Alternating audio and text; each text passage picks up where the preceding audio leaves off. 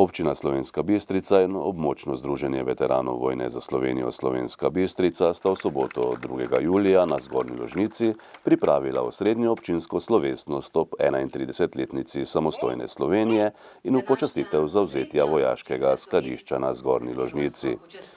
Predsednik Slovenije Borut Pahor je na prireditvi 129. protidiverzantski četi občinskega štaba Teritorialne obrambe Slovenska Bistrica podelil državno odlikovanje, častni znak Svobode Republike Slovenije.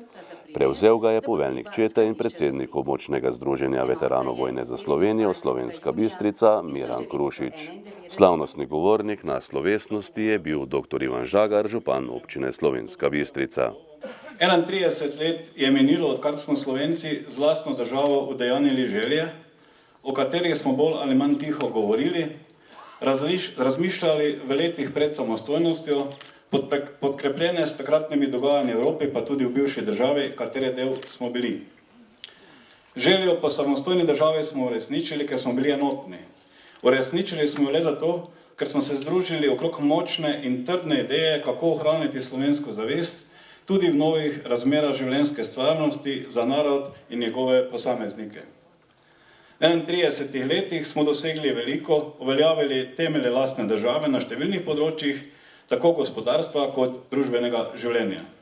Bistričani pa smo lahko ponosni na številne posameznike in dogodke, ki so pomembno in tudi širše prispevali k izpeljavi projekta osamosvojitve.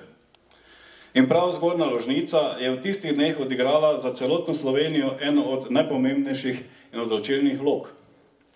Z natančno in premišljeno akcijo je 129. protidiverzantska četa občinskega štaba Teritorialne obrambe Slovenska Bistrica zavzela skladišče orožja in dvignila moralo osamosvojiteljev.